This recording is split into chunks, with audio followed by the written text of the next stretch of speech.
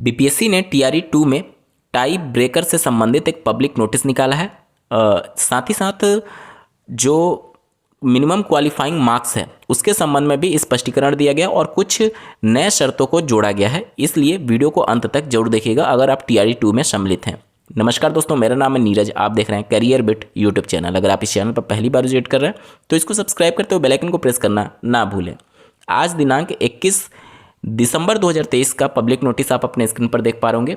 इसमें देख सकते हैं 27/2023 वाला यानी टीआरई 2 का नोटिफिकेशन है। इसमें यही सभी बातें मेंशन की गई हैं। शिक्षा विभाग द्वारा काउंसलिंग के समय ऑनलाइन आवेदन करते समय जो आपने डॉक्यूमेंट प्रोड्यूस किए हैं प्रशैक्षणिक और शैक्षणिक अर्हता संबंधी उन प्रमाण पत्रों की जांच उसके मूल प्रति से की जाएगी।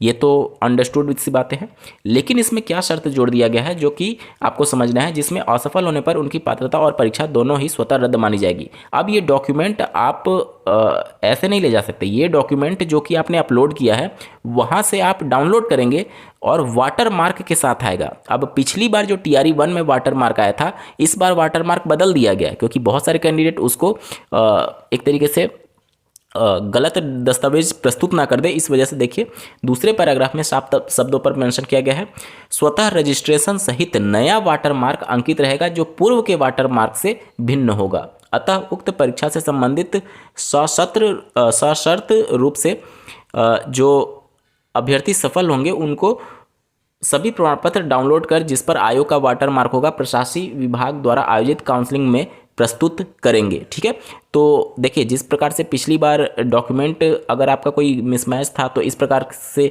करेक्शन करने का और पुनः अपलोड करके फिर से आपको डाउनलोड करना था ताकि सभी वाटर मार्क आ जाए, वो सभी चीज़ें इस बार भी प्रक्रियाएं करी जाएंगी। ठीक है, यहाँ पर देख सकते हैं कोई नया प्रमाण पत्र अपलोड कर पुनः डाउनलोड कर जमा करने की व्यवस्था मात्र संबंधित प्रशासनिक विभाग की अनुशंसा पर ही अभ्यर्थी को दी जाएगी, अन्यथा नहीं। यानी कि अगर वो अधिकारी अगर परमिट कर रहा है किसी पर्टिकुलर कैंडिडेट को तब ये चीज़ें हो पाएंगी। पिछली बार सबको दिया गया था लेकिन इस बार सबको देने की व्यवस्था नहीं की गई है। देखिए साफ शब्दों में लिखा गया है कि जो भी प्रशासनिक विभागी की अनुशंसा पर ही अभ्यर्थी को दी जाएगी, अन्यथा नहीं दी जाएगी। इसके अलावा जो दिव्यांग अभ्यर्थी हैं और जो आरक्षण से संबंधित हैं उन सभी के डॉक्यूमेंट की जांच होगी और जो दिव्यांग अभ्यर्थी हैं अगर उनका फर्जी पाया जाता है तो जाहिर सी बात है उनका कैंडिडेटचर जो है वो अभ्यर्थन जो है वो कैंसिल कर दिया जाएगा। वही सब बातें यहाँ पर मेंशन की गई हैं पहले में।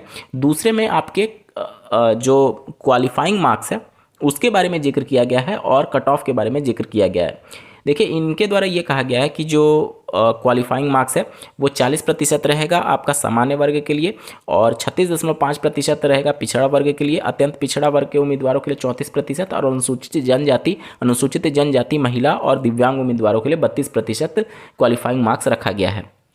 साथ ही साथ यहाँ पर देखिए ये सभी चीज़ें इस वजह से आयोग जारी कर रहा है क्योंकि बहुत सारे कन्फ्यूजन हो जाते हैं और आयोग को बार बार अलग अलग इसके संबंध में शुद्धि पत्र और ये सभी नोटिस निकालना पड़ता है। इस वजह से आयोग ने बहुत सारे पॉइंट को इसी में एक साथ कवर किया हुआ है, तो आप अंत तक जरूर बने रहिएगा। यहाँ पर देखिए इनके द्वारा कहा यह जा रहा है कि स्पष्ट है कि वैसे अभ्यर्थी जिनका प्राप्तांक इस निर्धारित न्यूनतम अर्हतांक से कम होगा उन्हें मेधा सूची में शामिल नहीं किया जा सकता और उनका परीक्षाफल घोषित करने का कोई प्रश्न ही नहीं है। आगे इनके द्वारा ये कहा जा रहा है कि जो मेरिट बनाई जाएगी, देखिए मेधा क्रम में सर्वप्रथम अनारक्षित कोटि से सीटें भरी जाएंगी। मतलब कि मान लीजिए 100 सीट है तो उसमें से 40% सीटें अनरिजर्व रहती हैं, तो मेरिटोरियस जो 40 कैंडिडेट होंगे पहले ओपन की सीटें भर जाएंगी, उसके बाद ये कैटेगरी वाली सीटें भरी जाती हैं। ठीक है, तो यहाँ पर उनके द्वारा ये कहा गया है कि अतः यदि अनारक्षित कोटि की रिक्ति अधिक है और आरक्षित कोटि के योग्य अभ्यर्थियों की संख्या कम है तो संभव है कि सभी आरक्षित कोटि के योग्य अभ्यर्थी अनारक्षित कोटि में सफल हो जाए। मान लीजिए कि ओबीसी की 4 सीट है और अनरिजर्व में सभी ओबीसी वाले जाकर के सेलेक्ट हो जाते हैं और ओबीसी में कोई भी कैंडिडेट नहीं रहता है। अब जाहिर सी बात है ओबीसी वाला अनरिजर्व में कब जाएगा, जब वो मेरिटोरियस होगा। तो जब रिजर्व में उस ओबीसी कैटेगरी के बंदे नहीं बचे हुए हैं तो कैसे सिलेक्शन होगा, वही सब बातें यहाँ पर मेंशन की गई हैं। यहाँ पर देख सकते हैं ऐसी स्थिति में आरक्षित कोटि की रिक्त खाली रह जाएगी और इस कारण उसमें कोई कट ऑफ नहीं जारी होगा और वहाँ पर NA रहेगा। ये आयोग इस बार इस वजह से कर रहा है क्योंकि पिछली बार बहुत चीज़ें कन्फ्यूजन थी और लोग मीडिया में जाकर के ये सभी बातें कर रहे थे, जिससे आयोग की छवि धूमिल हो रही थी और बाद में आयोग ने भी बहुत कड़ा रुख अपनाया था और बहुत सारे कैंडिडेट्स को कारण बताओ नोटिस और इस प्रकार की चीज़ों का भी सामना करना पड़ा था। इस बार ये सभी चीज़ें ना हो, इस वजह से आयोग ये सभी स्पष्टीकरण पहले ही दे रहा है। इसके बाद से देखिए इनके द्वारा ये सूचना दी गई है कि साथ ही जो अनारक्षित कोटि की अंतिम रिक्ति पर यदि आरक्षित कोटि के अभ्यर्थी को सफल घोषित करते हैं तो उसका प्राप्तांक ही कट ऑफ हो जाएगा। यह प्राप्तांक उस आरक्षित कोटि का न्यूनतम आहार्तांक भी हो सकता है जो स्पष्टता अनारक्षित कोटि के न्यूनतम आहार्तांक से कम होगा। तो ये सभी बातें आपको समझने वाली बात है, ठीक है, ताकि बाद में कोई क्लेम ना करे कि इसमें NA क्यों लिखा है, इसमें क्या है, वो सभी बातों को आयोग ने पहले ही स्पष्ट कर दिया है।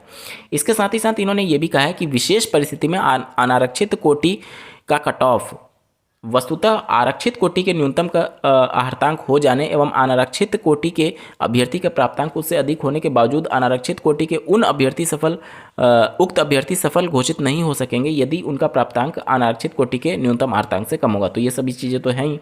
इसके बाद से सबसे महत्वपूर्ण जो है वो टाई ब्रेकर है। टाई ब्रेकर का मतलब कि मान लीजिए दो कैंडिडेट के नंबर समान हो जाते हैं तो किस परिस्थिति में उसमें कैंडिडेट को छांटा जाएगा, मतलब कि कौन सीरियल में ऊपर आएगा, उसके बारे में यहाँ पर बातें की गई हैं। यहाँ पर देख सकते हैं लिखित परीक्षा के कुल प्राप्तांक परंतु भाषा के क्वालिफाइंग होने के कारण इसके प्राप्तांक को छोड़ करके, यानी कि क्वालिफाइंग वाला नेचर प्राइमरी को छोड़ करके अब किसी में कंसीडर नहीं किया जाएगा। आयोग ने पहले इसके संबंध में पब्लिक नोटिस निकाल दी है।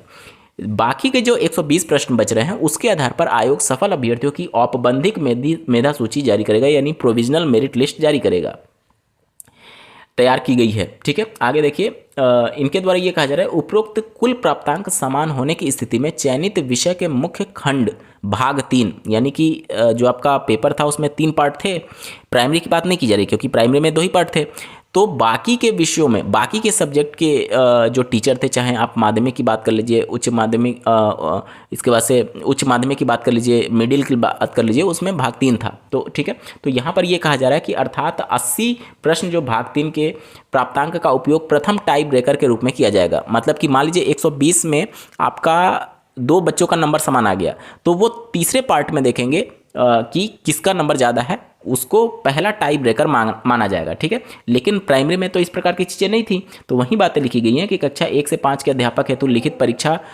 में नहीं रहने के कारण इसके लिए कोई टाई ब्रेकर 1 नहीं होगा, ठीक है। टाई ब्रेकर 1 नहीं होगा इसमें, लेकिन ऐसा नहीं है कि टाई हो जाने के कंडीशन में यहाँ पर चीज़ें क्लियर आउट नहीं की गई। यहाँ पर आगे देखिए टाई ब्रेकर 1 के बाद भी समान अंक होने की स्थिति में टाई ब्रेकर 2 में भाषा के प्राप्तांक का उपयोग कक्षा 1 से 5 के लिए किया जाएगा।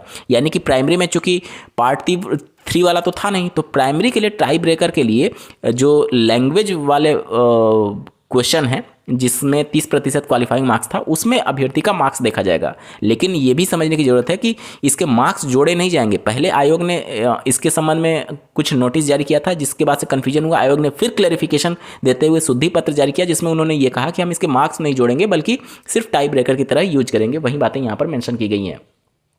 आगे इनके द्वारा ये कहा जा रहा है कि परंतु अन्य कक्षाओं के अध्यापकों हेतु भाषा भाग में गैर हिंदी अभ्यर्थियों के लिए पाठ्यक्रम के अनुसार अलग से प्रश्न नहीं रहने के कारण सभी के लिए समान अवसर और लेवल प्लेइंग फील्ड प्रदान करते हुए बिहार राज्य विद्यालय ये जो अधिनियम है में न्यूनतम आहार्तांक नियत करने के विशेषाधिकार का प्रयोग करते हुए विज्ञापन की कंडिका के अनुसार न्यूनतम आहार्तांक को आवश्यकता अनुसार शिथिल करने के प्रावधान के तहत भाषा भाग में न्यूनतम आहार्तांक 0 घोषित किया गया है और भाषा भाग के प्राप्तांक को टाई ब्रेकर 2 के रूप में नहीं रखा गया है। बाकी जैसे प्राइमरी का तो लैंग्वेज के आधार पर टाई ब्रेकर होगा, लेकिन अन्य के में जैसे कि इनकी नियमावली में ये बातें मेंशन की गई हैं कि जो मिनिमम क्वालिफाइंग मार्क्स है उसको शिथिल किया जा सकता है। उसी शक्ति का प्रयोग करते हुए आयोग ये बता रही है कि हम अन्य जो टीचर्स के लिए पद हैं उसमें जो क्वालिफाइंग नेचर का लैंग्वेज वाला पार्ट था उसको हमने 0 मान लिया है, उसको टाई ब्रेकर की तरह यूज नहीं करेंगे, लेकिन प्राइमरी में यूज किया जाएगा। उम्मीद करता हूँ चीज़ें अभी तक आपको स्पष्ट हो गई होंगी।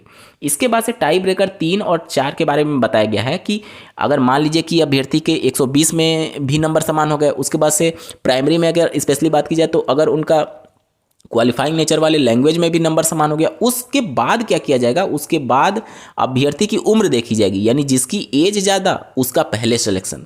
अब मान लीजिए एज भी बिल्कुल समान हो गया, उस कंडीशन में देवनागरी लिपि में वर्णमाला के अनुसार उसके नाम को वरीयता दी जाएगी। अब आपके अल्फ़ाबेटिकल ऑर्डर में देखा जाएगा कि किसका अल्फ़ाबेटिकल क्रम पहले आ रहा है आपका नाम के हिसाब से, उसको प्रेफरेंस दिया जाएगा। तो टोटल 4 प्रकार के टाई ब्रेकर का यूज किया गया है। पहले आपका मेन पेपर जो 120 नंबर का है उसको देखा जाएगा, उसमें भी नंबर समान होने के बाद से जो प्राइमरी की बात करें तो वहाँ पर टाई ब्रेकर 1 जो थर्ड पार्ट वाला है वो तो है नहीं, तो यहाँ पर डायरेक्टली दूसरा वाला प्रयोग किया जाएगा। आपके क्वालिफाइंग नेचर वाला पेपर में नंबर देखा जाएगा, अगर वो भी बराबर हो रहा है तब एज देखा जाएगा, और अगर वो भी बराबर हो रहा है तब जाकर के आपका अल्फ़ाबेटिकल ऑर्डर में आपके नेम को देखा जाएगा। ठीक है, ये पूरा पब्लिक नोटिस हो गया। बाकी इसके नीचे जो है वो NIOS DLED के संदर्भ में बातें लिखी गई हैं। NIOS DLED के संदर्भ में ऑनरेबल सुप्रीम कोर्ट का जो आदेश है उसके बारे में जिक्र किया गया है।